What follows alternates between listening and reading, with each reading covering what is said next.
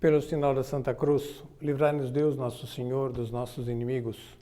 Em nome do Pai, do Filho e do Espírito Santo. Amém.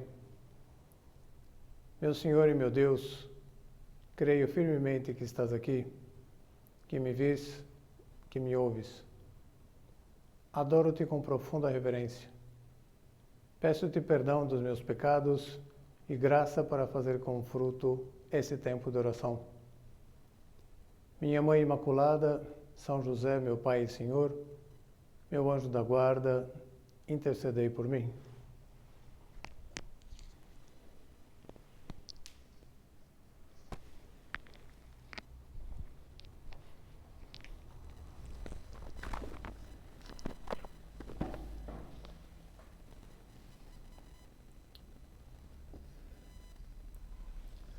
O nosso recolhimento desse mês, em continuidade aos temas que nós abordamos desde o início do ano, esse ano jubilar, decretado pelo Papa Francisco, com uma proposta para além das comemorações e da possibilidade de lucrar indulgências plenárias, passando pelas Portas Santas lá em Roma, visitando as igrejas jubilares aqui na nossa diocese.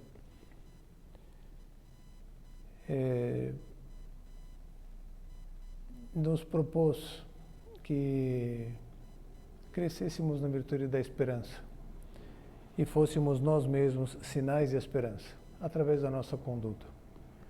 Nos últimos meses, fomos meditando até em cada um dos elementos que ele foi apontando como sendo característicos de esperança e fonte, ao mesmo tempo, de esperança.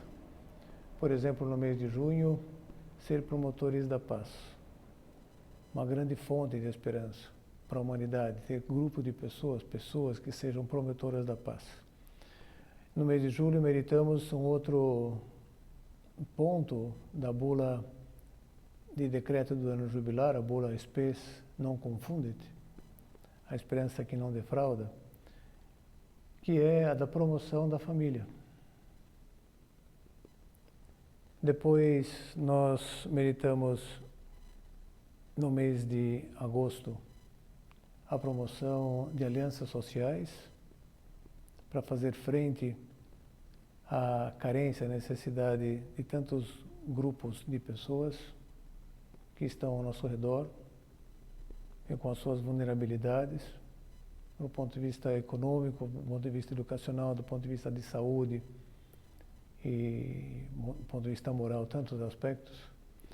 No mês de setembro, nós meditamos também como um desdobramento do tema de agosto, sobre a necessidade de ser misericordiosos, procurando suprir a necessidade também mais imediata das pessoas que estamos ao nosso redor, não só de pessoas que formam um grupo, mas que às vezes podem ficar sem uma identificação específica.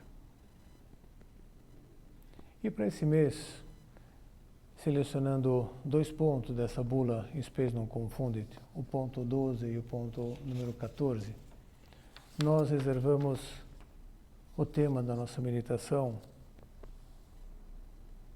para crescer no amor aos jovens e no amor aos idosos, também, como sinais de esperança, fonte de esperança.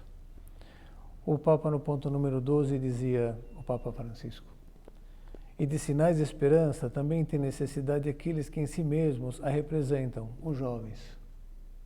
Sempre nos referimos assim aos jovens, até nos dirigimos a eles mesmos para exortá-los a crescerem, se desenvolverem. Vocês são a esperança do mundo, vocês são a esperança da sociedade, vocês são a esperança da igreja.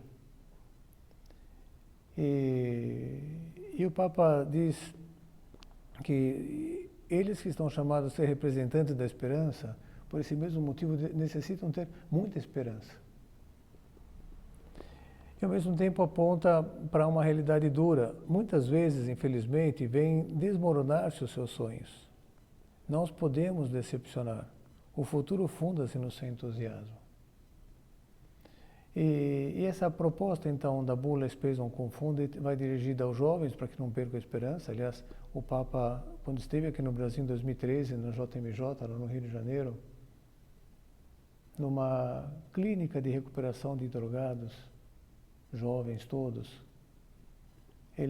dependentes, né, químicos, como a gente quiser chamar, né, de modo mais amenizado,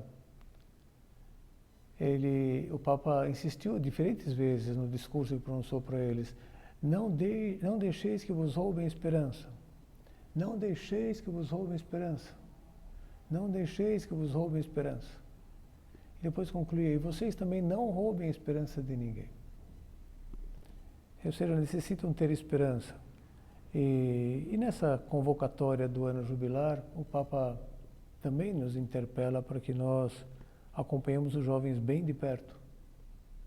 Lhes prestemos o apoio necessário para que vivam de esperança, para que tenham esperança.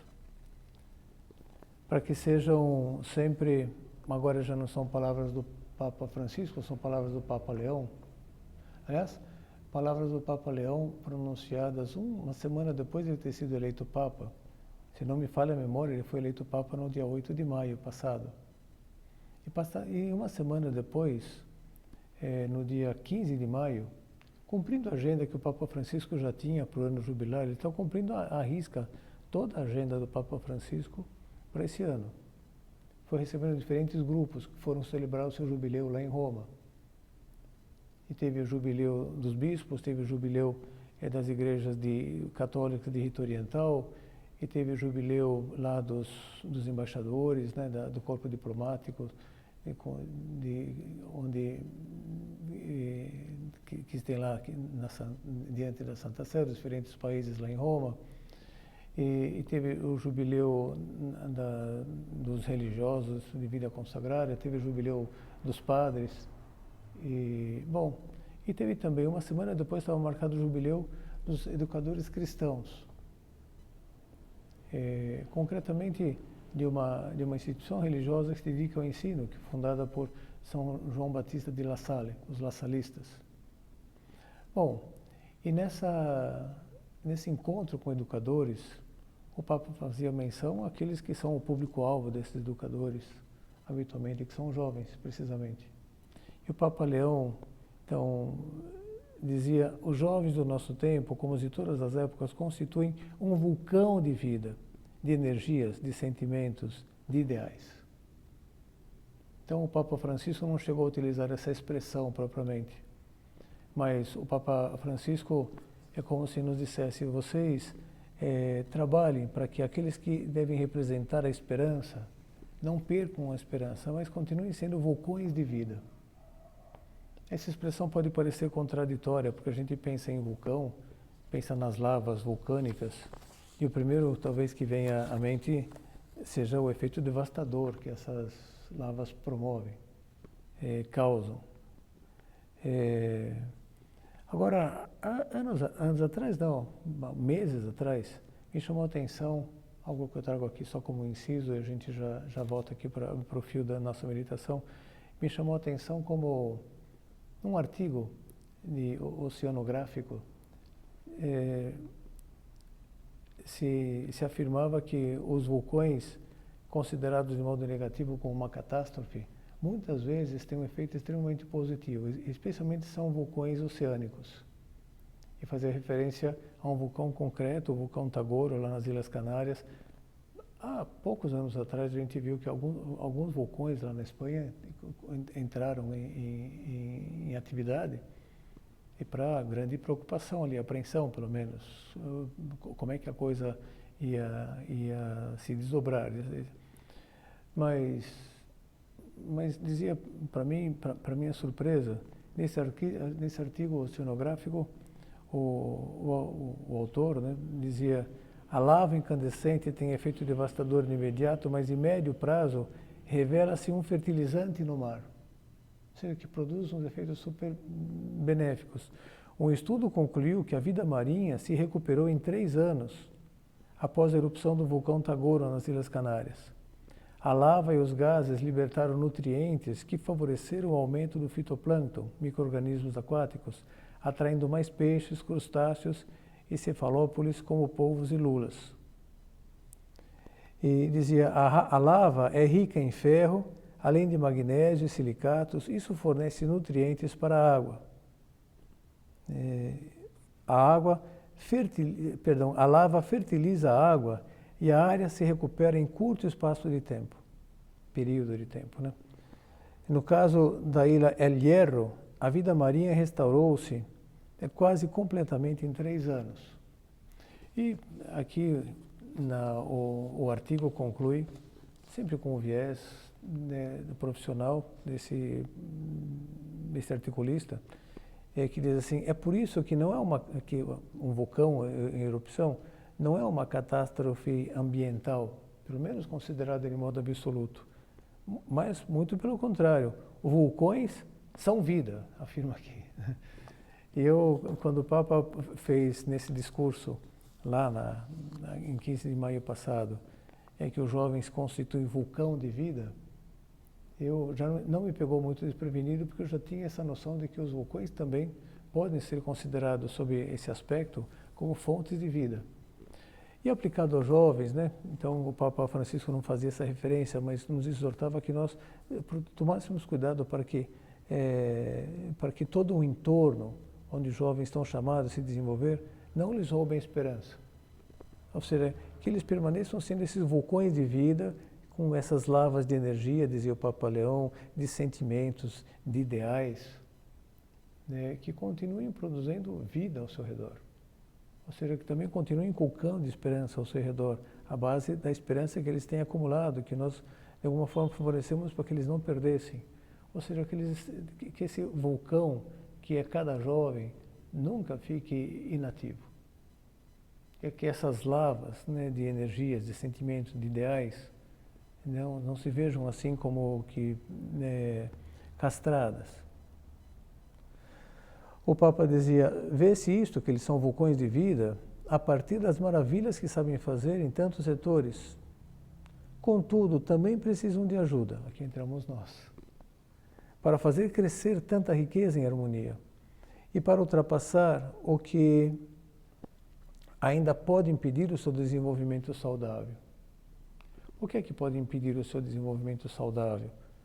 Voltando agora ao Papa Francisco, né? Vamos oscilando entre o Papa Francisco e o Papa Leão, os dois com o mesmo propósito, favorecer a celebração desse ano jubilar. O Papa Francisco dizia, como é belo vê-los, se referindo aos jovens, irradiar energia, por exemplo, quando voluntariamente arregaçam as mangas e se comprometem nas situações de calamidade e mal-estar social. Mas é triste ver jovens sem esperança. Se bem que se torna inevitável viver o presente na melancolia e no tédio, quando o futuro é incerto e impermeável aos sonhos. O estudo não oferece saídas e a falta de emprego ou de um trabalho suficientemente estável corre o risco de suprimir os desejos. A ilusão das drogas, nesse caso, o risco da transgressão e a busca do efêmero criam nos jovens, mais do que nos outros, confusão e esconde-lhes a beleza e o sentido da vida, fazendo-os escorregar para abismos escuros, impelindo-os a gestos autodestrutivos. Por isso, que o jubileu seja na Igreja ocasião para o impulso a favor deles. Com renovada paixão, cuidemos dos adolescentes, dos estudantes, dos namorados, das gerações jovens. Mantenhamos-nos próximos dos jovens, alegria e esperança da Igreja e do mundo. Ou seja, ajudá-los a que toda essa energia, todo esse sentimento, todos esses ideais, de fato, se desenvolvam de modo harmônico e consigam ultrapassar, né, os obstáculos que poderiam dificultar essa harmonia, esse desenvolvimento. E o Papa até diz aqui, trabalhar com essa perspectiva, essa nossa influência no mundo político, no mundo econômico, no mundo jurídico, no mundo empresarial, da saúde, tanto faz, né? Trabalhar para que efetivamente esses sonhos, né, dos jovens, né, não fiquem frustrados porque por uma melancolia, por um tédio, porque o futuro se apresenta incerto, porque o estudo parece que não vai servir para nada, não vou ter trabalho depois. E de repente se vejam assim vulneráveis a fugas, né, que como são as drogas, a transgressão, a busca do efêmero, que produz essa confusão, ele esconde a beleza e o sentido da vida, fazendo escorregar para esses abismos, né, de gestos autodestrutivos, né. O Papa Francisco, logo depois de ter sido eleito em 2013, ele convocou um sínodo, o Sínodo da Família, que teve duração de 2 anos, ou seja, convocou que os bispos, como periodicamente já João Paulo II fazia, Bento XVI fazia, né, para que os bispos, agora com esse tema que é um tema tão importante, tão nuclear, para a vida da igreja, para a vida da sociedade, que é a família, que se visse um machucado, ferido, um pouco sucateado, né, fosse assim revitalizado. E o resultado também desse Sínodo das Famílias, que durou 2 anos, foi que, bom, todos os bispos levaram para colocar na mesa lá de discussão, buscando, sei lá, encaminhamentos, né, linhas de ação para fazer frente a a crise da instituição familiar no mundo. Levaram também a descrição da realidade de cada uma das dioceses. E o resultado dessa discussão acabou sendo compendiado num documento que a gente já explorou várias vezes aqui em meditações anteriores. Esse documento chamado Amoris Laetitia, a alegria do amor. E na sequência, depois desse sínodo, o Papa, não sei se foi imediatamente depois do teve o intermediário, mas o Papa convocou o sínodo dos jovens. Aliás, fazendo uma coisa inédita, convocando também que jovens representantes da Pastoral da Juventude de cada diocese também participassem lá, né, desse sínodo. Então, os jovens dividindo espaço com os bispos, né, para fazer lá suas colocações, as suas ponências, até manifestar a expectativa que tenham da ajuda dos próprios bispos para que eles mesmos não deixassem de ser os representantes da esperança, né, no fundo, sem utilizar esses termos que o Papa Francisco utilizou depois. E o resultado desse Sínodo dos Jovens foi um outro documento, uma outra exortação apostólica, que é Christus Vivit, Cristo vive, em que o Papa Francisco começava de modo assim vibrante e quase que já nos dando uma dica de por onde começar para ajudar que os jovens sejam representantes de esperança, não percam a esperança. O Papa começou assim, essa exortação apostólica. Cristo vive, : é Ele a nossa esperança e a mais bela juventude deste mundo. Tudo que Ele toca se torna jovem, se torna novo, se enche de vida. Por isso, as primeiras palavras que quero dirigir a cada um dos jovens cristãos são: Ele vive e te quer vivo. Ele está em ti, Ele está contigo e nunca te abandona. Por mais que te distancies, ali está o ressuscitado, chamando-te, esperando-te para começar de novo. Quando te sentires envelhecido pela tristeza, ressentimentos, medos, dúvidas ou fracassos, Ele estará ali para te devolver a força e a esperança. Eles são vibrantes, né? E o Papa, de alguma forma, que já nos aponta como o ponto principal em que eu preciso sublinhar para esses jovens, né? Ainda mais com testemunho de pessoas maduras e com prestígio que devemos ter, né, para ser fonte de inspiração para eles. Ajudá-los a cultivar a amizade com Jesus Cristo. A amizade que nós sabemos que sempre os amigos, verdadeiramente amigos, sempre puxam os outros para cima, os seus amigos para cima. E Jesus Cristo, o amigo com A maiúsculo, todas as letras em maiúsculo, né? Ele sempre nos ajuda a dar o nosso melhor, a entregar o nosso melhor. Ao mesmo tempo que se apresenta como sendo a nossa esperança, que nós não estamos abandonados à nossa própria sorte, sempre como a fonte de juventude, né? Cristo vive, é Ele a nossa esperança e a mais bela juventude deste mundo. Tudo que Ele toca se torna jovem, se torna novo, se enche de vida. Que nós saibamos transmitir aos jovens isso com a nossa vida, com a nossa palavra, nosso estímulo, né? Exatamente essas ideias. Por isso, as primeiras palavras que quero dirigir a cada um dos jovens cristãos são as: Ele vive e te quer vivo, te quer ativo, não te quer aí morto ou vivo, não te quer desanimado. Desanimado significa sem alma, né? Então, sem alma, a pessoa morreu. Separação da alma do corpo. Desânima, sem alma, né? Perdeu a alma. E interessante que o Papa Francisco também na construção desse documento, antes de passar para as linhas de ação, assim, que tiveram ideia os bispos, né, para propor na atuação da igreja para a promoção do jovem, né, ele no primeiro capítulo ele faz um apanhado de como dos jovens com quem Deus quis contar para escrever uma porção de páginas na história da nossa redenção. É verdade, o povo de Israel começou sendo formado por um ancião, através de um ancião, Abraão, e uma anciã, Sara, sua esposa. Mas, a partir daí, a história começou a ser escrita por jovens. E, bom, Abraão gerou Isaac, Isaac gerou Esaú e Jacó. E Jacó teve 12 filhos, dos quais o mais novo, chamado José, que era o querido do pai, não sei se dá para dizer que era o predileto, mas era aquele que era talvez mais mimado por ser o mais novo. Despertava uma inveja enorme nos irmãos mais velhos, e como fruto dessa inveja foi vendido por eles aos egípcios como escravo. E aquilo que tinha tudo para acabar com a vida de José, a verdade é que foi a sua salvação, e não só a salvação de todo o povo de Israel.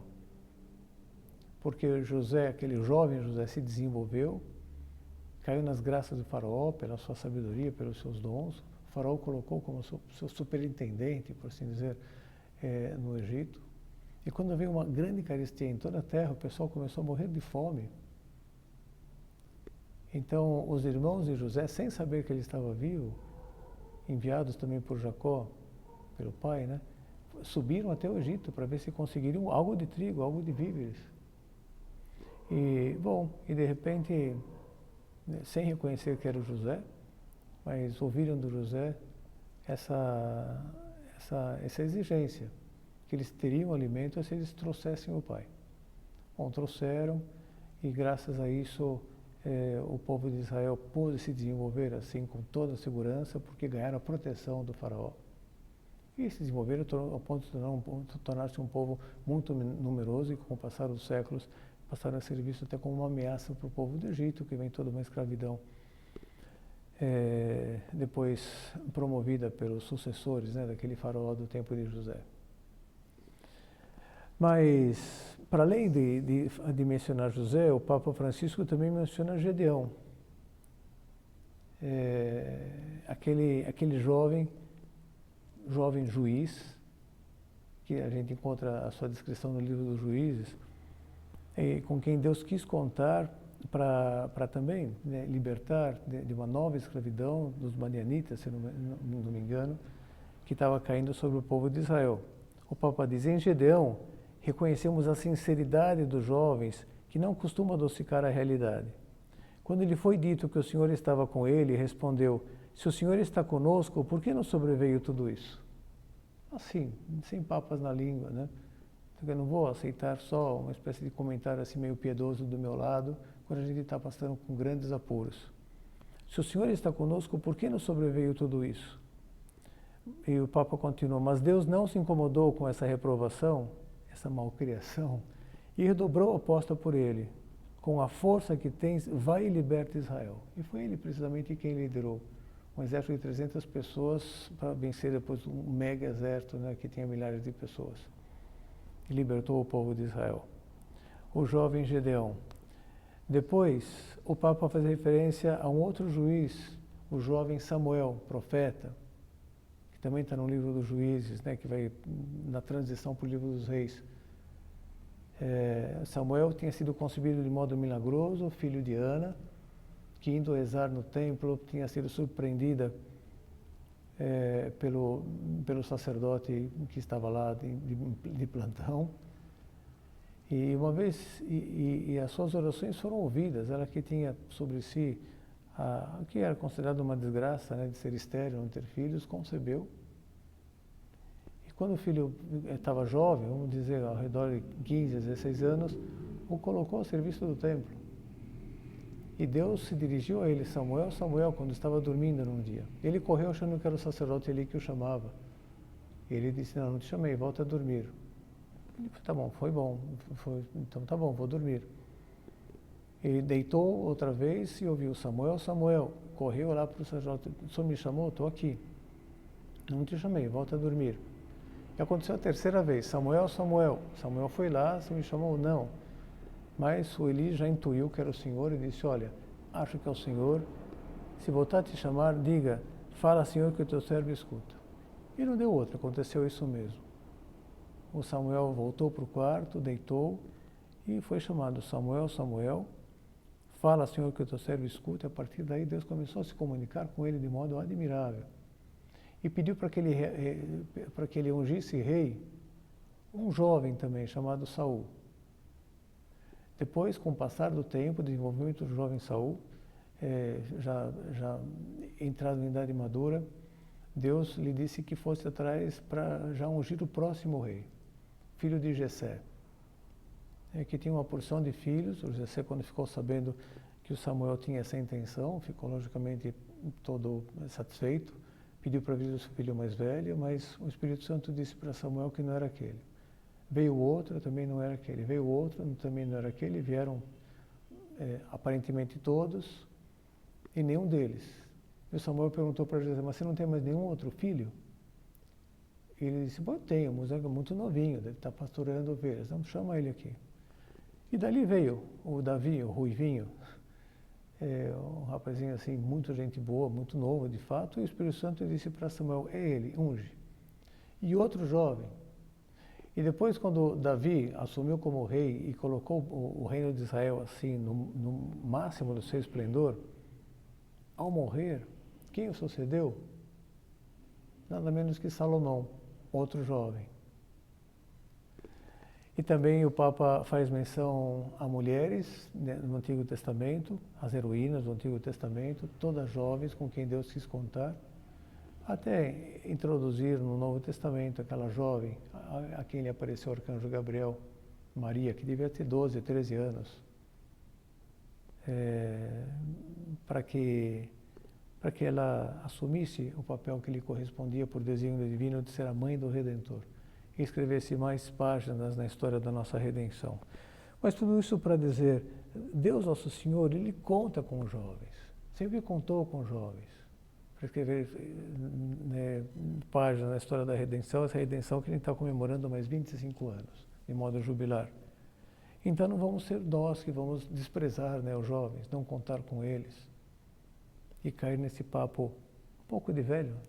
Nossa, essa juventude está perdida. Alguém pode dizer, mas é que naquela época os jovens eram bem maduros, né? Pode ser, mas nem preciso voltar para aquela época. Até algumas décadas atrás os jovens eram bem maduros. Minha avó casou, tinha 13 anos. Muito jovem. E acho que os avós de muitos aqui, né? Ou bisavós também, pode ser. Mas aqui, no século XX, não precisa voltar 2000 anos. A imaturidade, de alguma forma, se acentuou nas últimas décadas. E o Papa como que nos dissesse, mas você não assina embaixo como se fosse uma coisa irreversível, que não há nada a fazer? Então vocês todos, educadores, ou seja, que têm jovens sob a sua tutela, de algum modo, começar pelos pais, pelos avós, pelos tios, que têm lá filhos, netos, sobrinhos, mas depois também estendendo para os professores, esses jovens que são vulcões de vida, que não podem ficar inativos, com lavas de energia, de sentimentos, de ideais, como dizia o Papa Leão. Mas podemos expandir um pouco mais, né? Então, ao redor, na vida profissional, muitas vezes a gente está rodeado de jovens, compondo uma equipe, jovens que são trainee, estagiários, né? Ou são trainee, ou são analistas júnior, e que seria bom que pudessem contar, desde o líder da equipe, do gestor, né? Até os seus colegas, né? Contar com a inspiração, contar com uma amizade que ficará disponível para que ele também possa expor as suas deficiências aí, absorver toda aquela experiência que já tem acumulada, né, naquela empresa, naquele escritório, naquele consultório. Então, todos nós chamados a contribuir, né, para essa vibração de esperança, né, de toda a juventude. Por onde começar, dizíamos, na medida que nós tenhamos chance, apresentar-lhes a Jesus Cristo, que é a nossa esperança, que é a grande fonte de esperança, que é uma grande fonte de vida. Tudo que ele toca se torna jovem. Mas, talvez, dando um passo atrás, talvez a gente devesse começar por desvestir-nos do preconceito que tantas vezes nos ronda, né? De achar que, de fato, essa juventude está perdida. Essa adolescência está perdida. Eu trouxe um livro aqui, se intitula Amar os Adolescentes, da Manon Kimeli. Acho que é assim que se pronuncia o seu sobrenome. Esse livro já tem 20 anos, foi publicado em 2005 pela editora Quadrante. Ela tem 2 livros publicados pela Quadrante. Um é este, Amar os Adolescentes, e o outro livro que ela tem é Gastando Tempo com os Filhos. Os 2 espetaculares, muito bons. E esse Amar os Adolescentes começa com uma provocação da autora para cada um de nós, leitores, leitoras.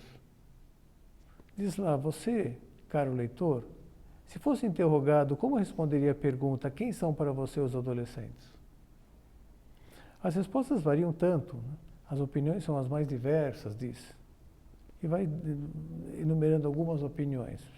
Primeira, são os aborrecentes. Já começa mal, né? Definir os adolescentes desse modo, muito despectivo. A adolescência é uma fase da vida que todo mundo fica lá descortinado diante da vista de um jovem que se vê com 1000 possibilidades, também querendo abraçar o mundo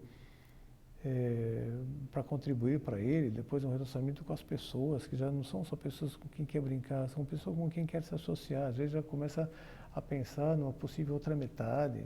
Tudo bem, é um turbilhão até de hormônios e tudo mais que a gente tem que lidar ao passar por essa etapa. Mas, ao mesmo tempo, apontando para uma potencialidade que não dá para ser, por assim dizer, jogada no esgoto, né, por essa definição. São os aborrecentes. Não aguento mais essa criatura. Será que um dia isso passará? Dizem muitos.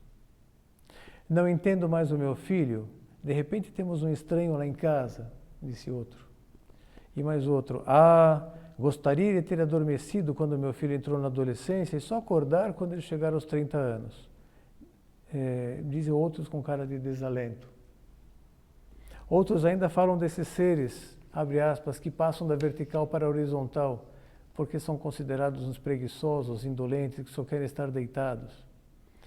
E alguns chegam a considerar essa fase tão bela da vida como uma doença, rotulando-a de adolescentite ou adolescentose. É mole. Isto sem falar naqueles tipos urubulinos que, ao cruzar-se no caminho com pais felizes, passeando com seus pequenos, a empurrar os carrinhos de bebê ou ajudando os mais crescidos com seus velocípedes e bicicletas, lhes dizem ao ouvido com voz sombria: agora são umas gracinhas, mas espere até chegar à adolescência. E depois vão-se embora muito satisfeitos interiormente, como se tivessem feito um grande favor, quando na verdade agiram como aves agourentas. Não tem fim as queixas dos adultos que, ao falarem dos adolescentes, costumam tomar ares de vítima e externar as suas impressões fazendo um drama, suspirando, aparentando infelicidade, ou raiva, ou perplexidade e desapontamento. Queixas e mais queixas. E aí volta aqui a provocação. Para você, caro leitor, quem são os adolescentes? Ao ouvir tantos e tão diferentes comentários sobre essa fase da vida, que ideias circulam em sua cabeça? Consegue pensar bem deles? Ou também mistura adolescência, puberdade, rebeldia e mocidade com delinquência, malandragem, drogadição, promiscuidade, petulância, inconsequência, vandalismo, pichação. Como trata esses assim considerados seres estranhos? Prefere guardar distância, dá um sorriso, sacode os ombros, murmura entre dentes que não tem jeito mesmo e acrescenta mais queixas e casos? Porque esse terrorismo quanto aos adolescentes? Acaso não podem ser amados, melhor, não devem ser amados? Pode haver esperança para os adolescentes e seus pais? Isso é o que pretendo demonstrar, procurando ajudar a ver o outro lado dos adolescentes, as facetas bonitas e aquelas características que lhes são próprias e que nós mesmos adultos deveríamos manter ao longo das nossas vidas. Bom, está aqui feita a propaganda. Amar os adolescentes, acho que está numa edição nova agora da Quadrante, um pocket, da Manon Kimeli. E, logicamente, além de fomentar esse amor, você desvestir-nos desses preconceitos, como seria bom também ler o capítulo 7º desse outro documento, o Sínodo da Família, Amoris Laetitia, em que o Papa Francisco abordava também a responsabilidade dos pais, mas a gente pode estender a todo tipo de educadores, para cuidar da educação dos filhos, ou daqueles de quem, de alguma forma, vai exercer uma certa paternidade. É o ponto 259 desse documento. O Papa dizia assim: os pais incidem sempre, para bem ou para mal, no desenvolvimento moral dos seus filhos. Consequentemente, o melhor é aceitar essa responsabilidade inevitável e realizar-na de modo consciente, entusiasta, razoável e apropriado. 4 características, né, que depois a gente pode também tentar esmiuçar, desenvolver, para ver como é que a gente poderia crescer nessa responsabilidade à hora de atuar. Atuar de modo consciente, entusiasta, razoável e apropriado. Talvez os 2 mais difíceis aqui seja de modo entusiasta e de modo apropriado. Mas os 4 são importantes, né? E o Papa continuava: a família não pode renunciar a ser um lugar de apoio, acompanhamento, guia, embora tenha de reivindicar os seus métodos e encontrar novos recursos. Não se trata também de ficar replicando o que meus bisavós fizeram com meus avós, que fizeram com meus pais, fizeram comigo. Logicamente, novas circunstâncias, novas mentalidades, então é preciso ensaiar métodos novos, novos recursos. Mas o Papa dizia ainda que a família precisa considerar a que realidade quer expor os seus filhos. Para isso, não deve deixar de se interrogar sobre quem se ocupa de lhes oferecer diversão e entretenimento, que conteúdo entra em suas casas através da televisão, do computador e dos celulares, a quem os entrega para que os guie nos seus tempos livres, ou seja, em que colégio vão estudar. Corresponde aos pais, ainda mais nas idades mais tenras, e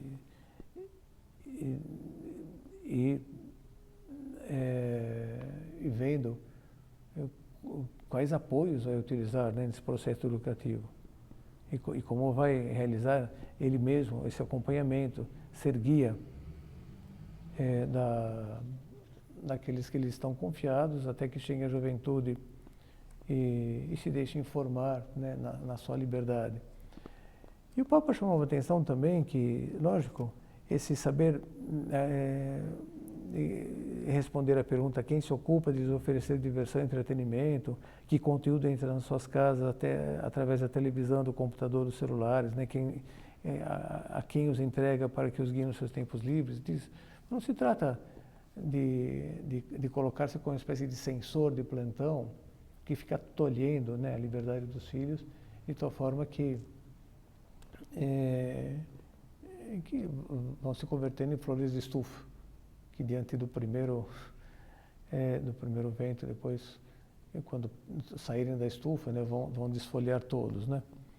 Ou seja, o Papa chama atenção para o fato de que não se deve, os pais, os educadores, né, não devem deixar que se converta em obsessão esse desejo de proteger, de blindar os filhos para que não tenham más influências, né? Dizia, a obsessão, porém, não é educativa E também não é possível ter o controle de todas as situações em que um filho poderá chegar a encontrar-se. Vale aqui o princípio de que o tempo é superior ao espaço, isto é, trata-se mais de gerar processos que de dominar espaços. Se um progenitor está obcecado com saber onde está o seu filho e controlar todos os seus movimentos, procurará apenas dominar o seu espaço. Mas dessa forma não educará, não o reforçará, não o preparará para enfrentar os desafios.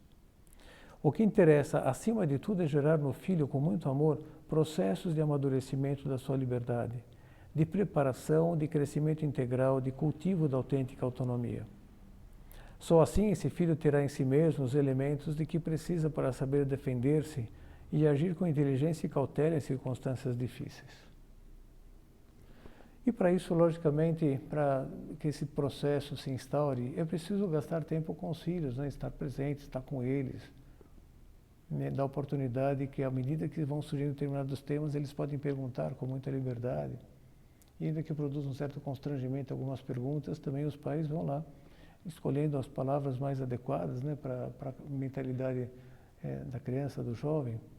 Né? Não deixar nada sem resposta, nada sem um porquê razoável. Se a maturidade, continua o Papa Francisco, fosse apenas o desenvolvimento de algo já contido no código genético, quase nada poderíamos fazer. Ou seja, fosse uma questão de passar o tempo, mas não é. A prudência, o reto juízo e a sensatez não dependem de fatores puramente quantitativos de crescimento, mas de toda uma cadeia de elementos que se sintetizam no íntimo da pessoa, mais exatamente no centro da sua liberdade. É inevitável que cada filho nos surpreenda com os projetos que brotam dessa liberdade, que rompam os nossos esquemas. E é bom que isso aconteça.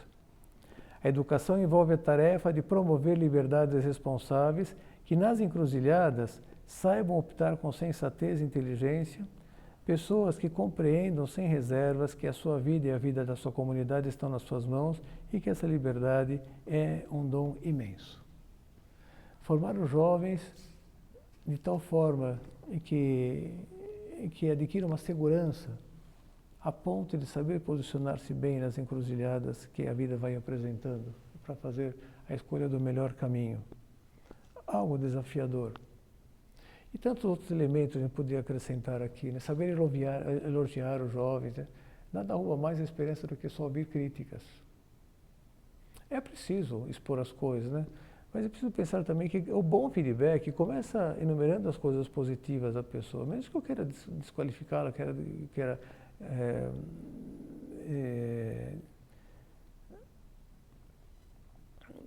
sei lá,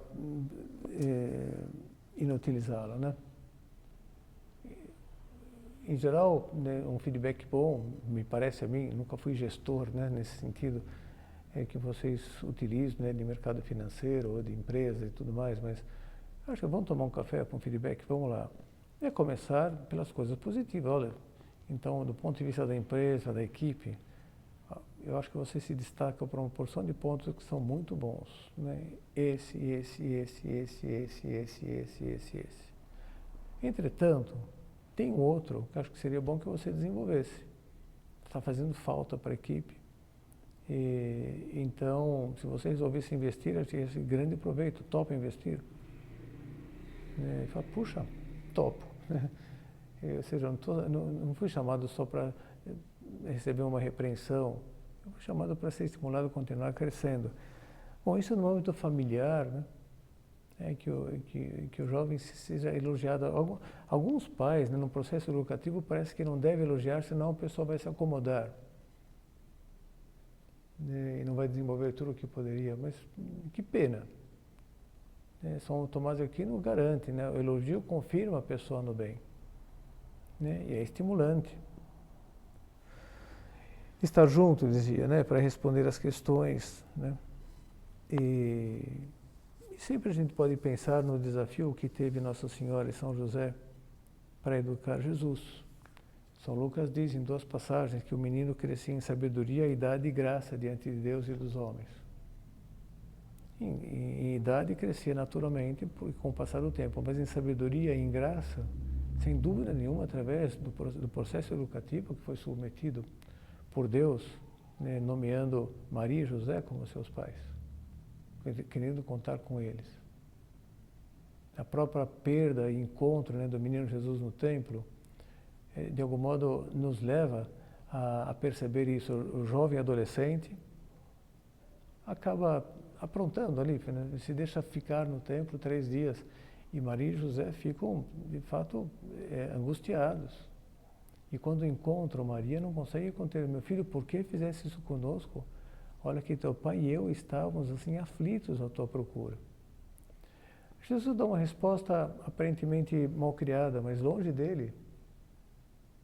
Jesus era um bom rapaz, né? E era um bom filho.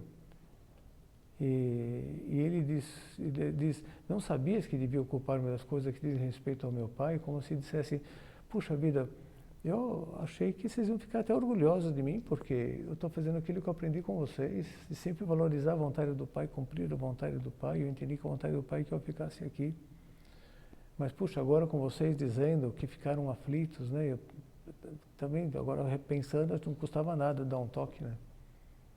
Eles ficarem tão apreensivos desse modo, vocês ficariam por aqui também, instalados em algum outro lugar. Lógico, a gente admite a leitura que Cristo já quis marcar uma posição, aquilo que viria depois. Ouvi várias interpretações dessas, mas eu acho que essa outra também de Jesus, se deixando corrigir, que São Lucas conclui o relato dizendo que ele voltou com os dois, né, com Maria e José para Nazaré, e lhes era submisso. Né? Ou seja, não foi um ato de rebeldia, de insubordinação de Jesus. E talvez foi ainda fruto de um desenvolvimento que, humanamente falando, ainda precisava acontecer. E como de fato aconteceu. E cresci em sabedoria, e cresci em graça, ajudado, né, sempre por Maria e José. Né, que crescesse em sabedoria e também do ponto de vista da abertura para a ação do Espírito Santo lá na sua alma, humanamente considerada, né? Agora, para além de falar do amor aos jovens, no arco assim, né, da vida humana, estão os idosos, que não devem sair do foco, pelo contrário. O Papa Francisco também, naquela carta Christus Vivit, uma carta dirigida aos jovens, nos pontos iniciais ainda, no ponto número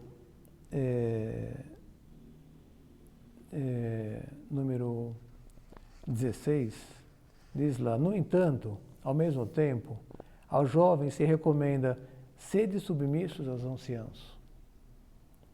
A Bíblia sempre convida a um profundo respeito aos idosos, porque abrigam um tesouro de experiência, experimentar os êxitos e os fracassos, as alegrias e as grandes angústias da vida, as ilusões e os desencantamentos, e no silêncio do seu coração guardam tantas histórias que podem ajudar a não nos equivocar ou nos enganar por falsas miragens.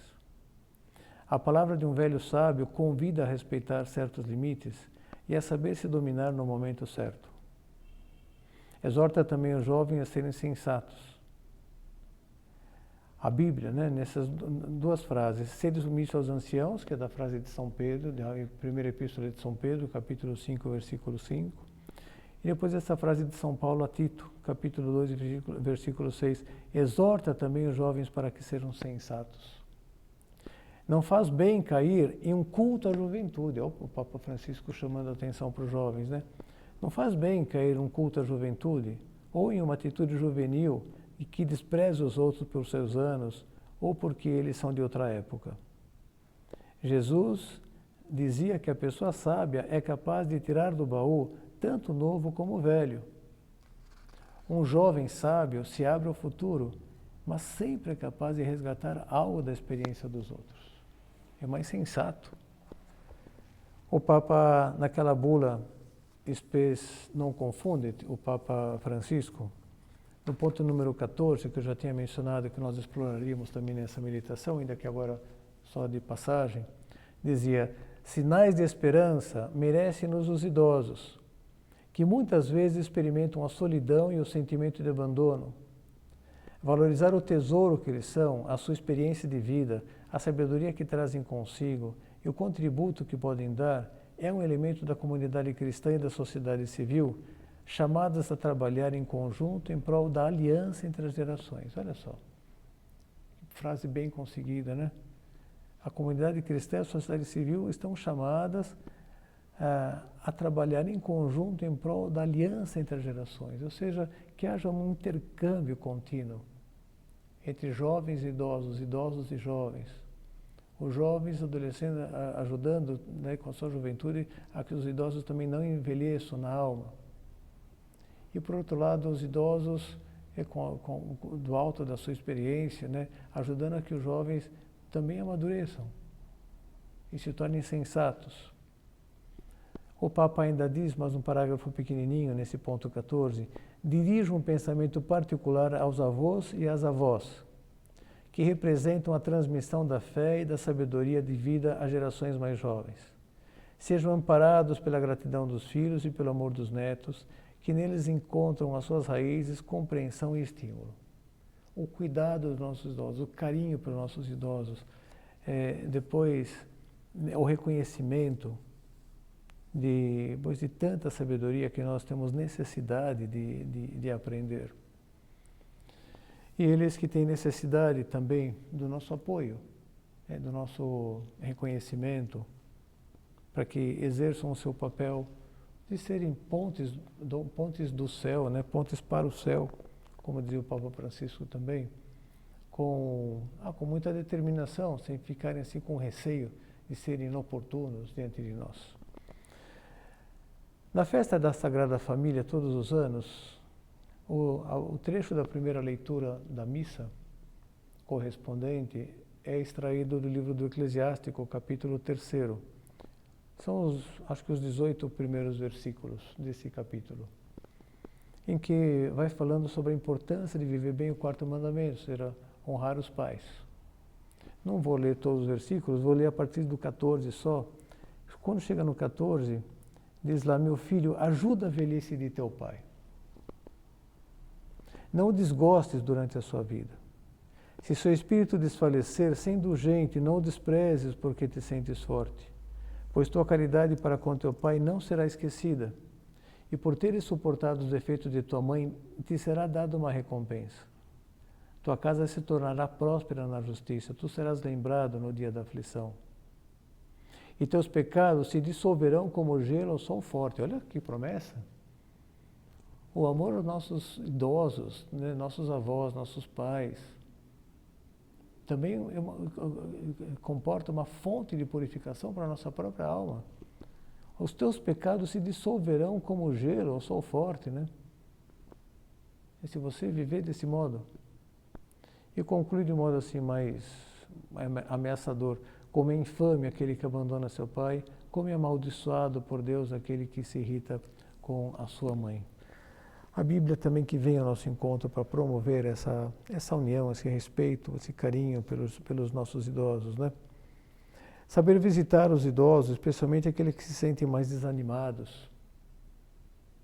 Não deixar o avô diante da televisão nessas festas familiares, né, enquanto está um fervilhar de coisas acontecendo ali na cozinha. Lógico, respeitando a sensibilidade, o momento de cada um, mas não porque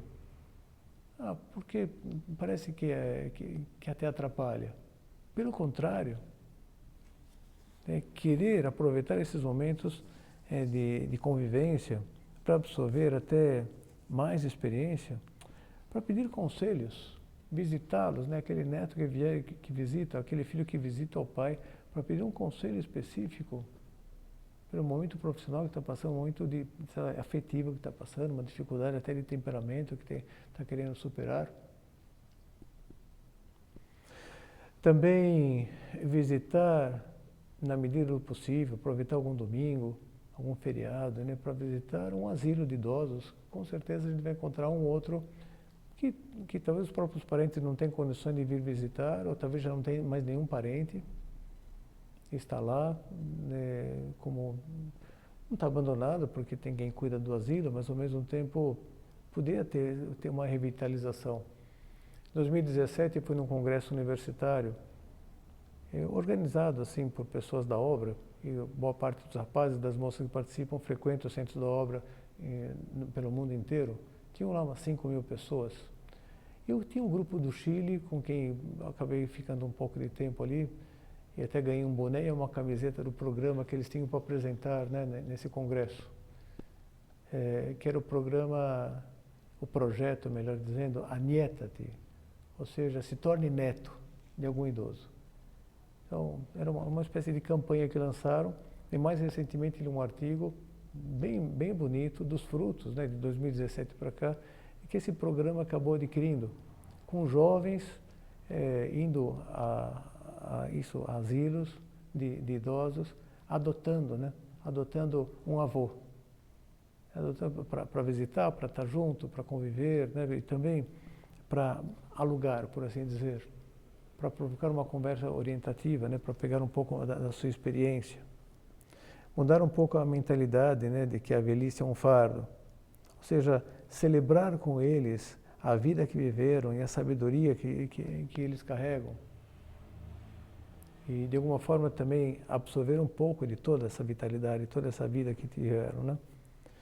Eu, há quase 2 semanas atrás, domingo agora, vai fazer 2 semanas, em que eu fui dar uma bênção no aniversário de um senhor que frequenta aqui o Centro João Cachoeira, um supernumerário chamado Percival, que estava cumprindo 100 anos de idade. Espetacular.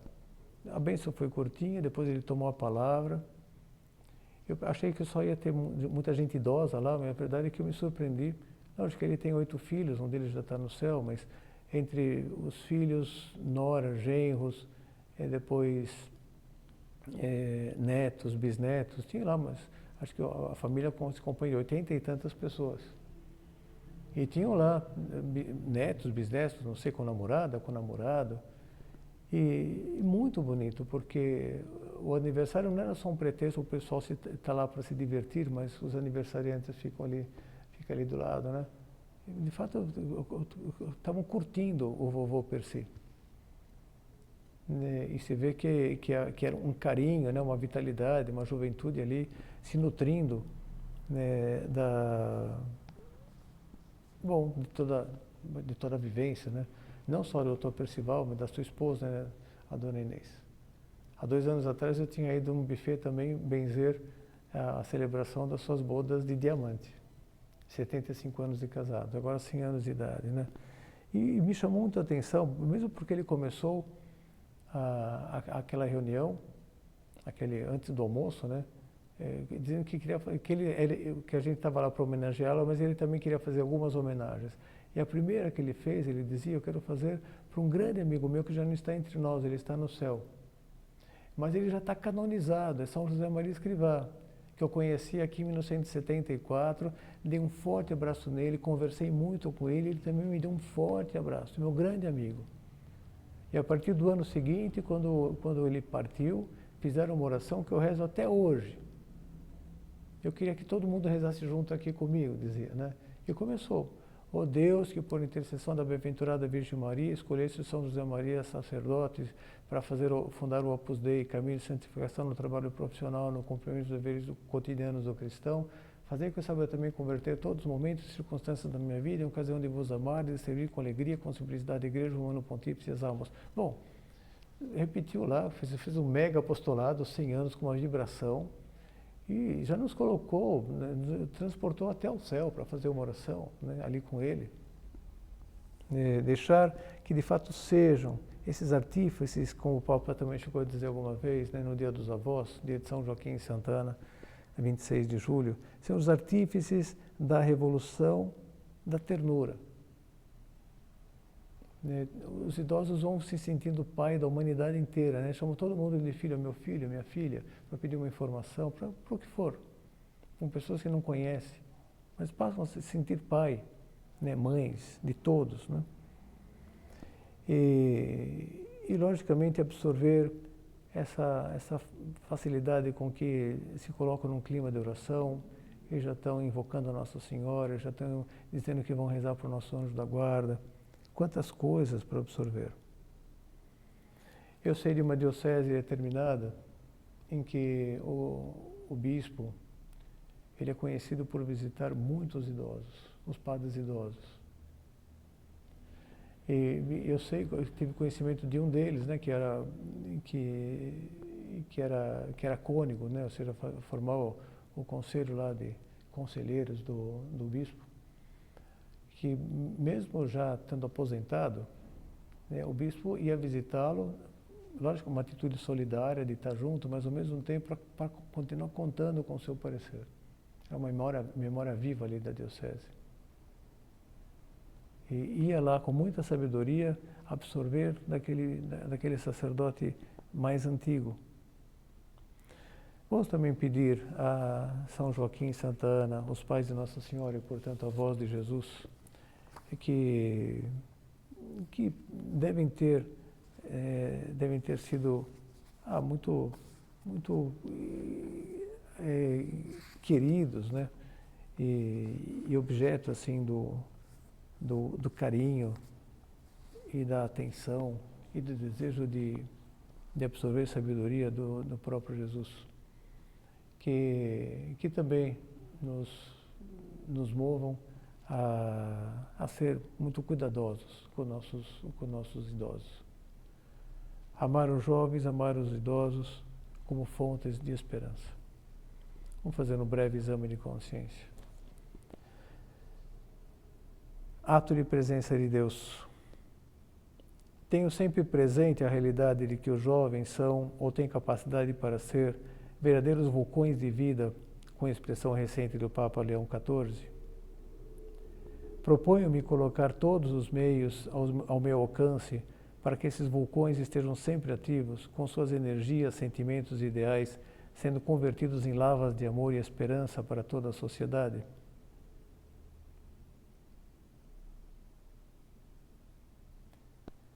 Sabendo que Deus sempre depositou no jovem sua confiança para que a história da salvação acontecesse no mundo, procuro libertar-me dos preconceitos que me fazem ver e falar deles como problemas insolúveis.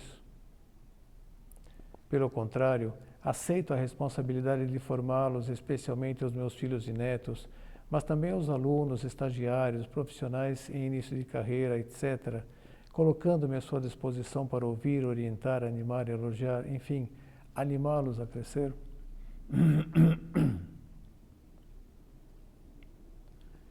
Sou um estímulo para os jovens ao meu redor, especialmente por cultivar um trato assíduo de amizade com Jesus Cristo, eternamente jovem, que faz com que eu mesmo esteja me renovando a cada dia, entregando sempre o meu melhor e novas versões de mim mesmo, como resultado do esforço por identificar-me mais com Ele.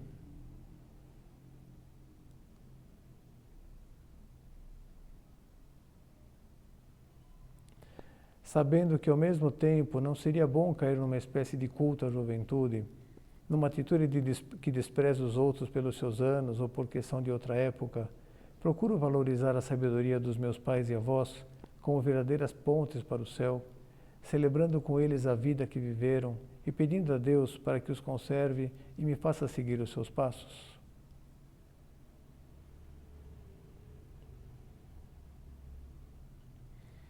Recorro a Nossa Senhora e aos seus pais, São Joaquim e Santana, a voz de Jesus, para que todos os jovens e idosos se misturem e cresçam juntos, fruto de terem criado uma aliança entre as suas gerações, manifestada em conversas e visitas, que favorecem a troca contínua de estímulo para os jovens e anciãos bem viverem e saborearem o que já viveram ou têm por viver.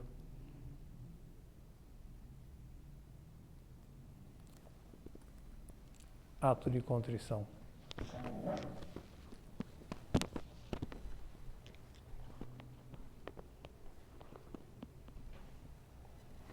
Dou-te graças, meu Deus, pelos bons propósitos, afetos e inspirações que me comunicaste nesta meditação. Peço-te ajuda para os pôr em prática.